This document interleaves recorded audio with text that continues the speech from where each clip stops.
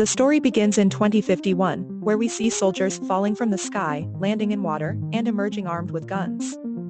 Among them is Dan, who quickly realizes that the world is in the midst of a massive war.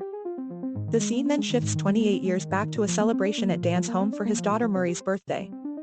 As the family watches a football match on TV, a strange light appears, and soldiers led by Lieutenant Hart emerge from it. Hart announces that they are from the future, and 30 years from now, a devastating war with aliens will begin. She explains that humanity cannot win this war alone and needs help from the present to prevent the world's destruction. This news spreads globally, prompting countries to send their soldiers into the future to fight. A year later, we learn that every 7 days, a team of soldiers is sent to the future, but only 20% return alive, often severely injured. Dan, who was once a military scientist but is now a science teacher, receives a message from the government, summoning him to a nearby research lab. Upon arriving, he discovers that due to the shortage of soldiers, civilians are being drafted into the war. Dan undergoes several tests and is fitted with a wristband that reveals he has already died in the future. He is given 24 hours to inform his family that he has been drafted into the war. Dan returns home to break the news to his wife, Emmy, who is devastated. She suggests that Dan seek help from his estranged father, James Foster, an engineer who repairs aircraft and invents gadgets. Reluctantly, Dan visits his father and explains the situation, asking for help in removing the wristband. As James works on the band, old tensions between father and son resurface, leading to an argument. Dan leaves, vowing never to see his father again or allow him to meet Murray. After seeing his family, Dan reports to the training center, where he and other civilians over the age of 40 undergo a week of intense preparation. It is explained that those fighting in 2050 must have already died by then to avoid any temporal paradoxes, which is why older civilians are being drafted. The soldiers are informed that they will be facing Whitespikes, terrifying and fast aliens that can only be killed by targeting their bellies or throats.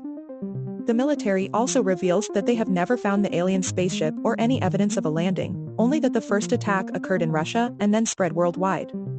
During training, Dan meets Charlie, an environmental professor, and Dorian, a veteran who has survived 3 trips to the future and back. The day finally arrives for the civilians to be sent to the future.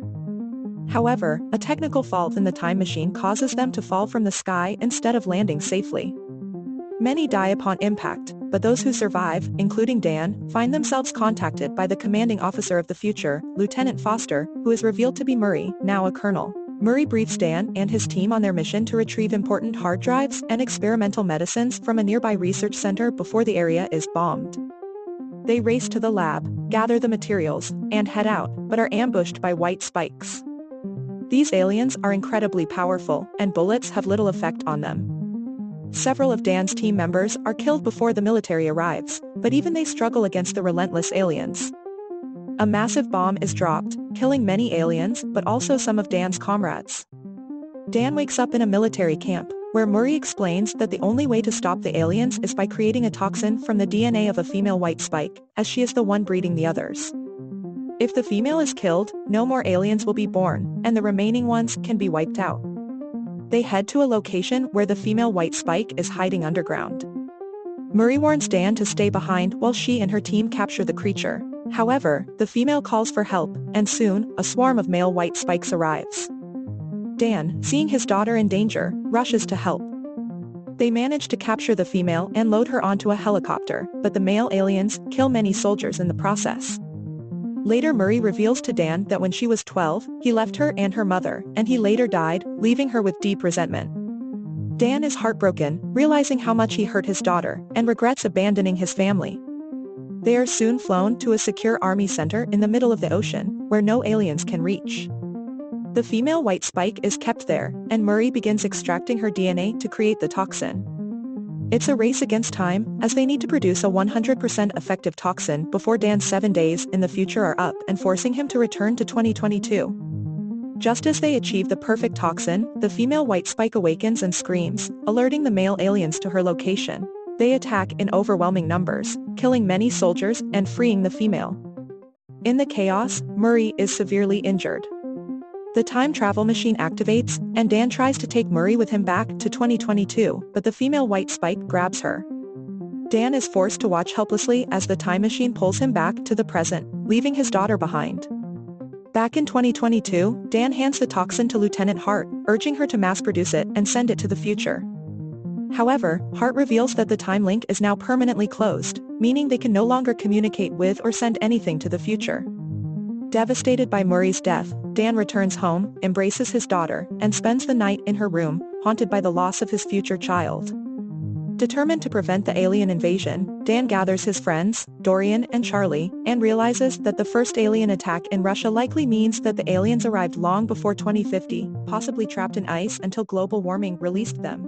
He seeks help from his father, James, who owns a plane, to fly them to the Russian glacier where they believe the alien ship is buried.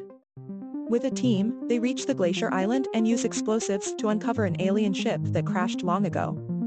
Inside, they find dead aliens, and some in hypersleep, preserving themselves for the right moment to awaken. They start injecting the sleeping aliens with the toxin, killing them before they can wake up. However, the female Whitespike awakens and attacks, leading to a fierce battle. Dorian sacrifices himself by blowing up the ship, killing the remaining aliens and himself in the process. Only Dan, Charlie, and James survive.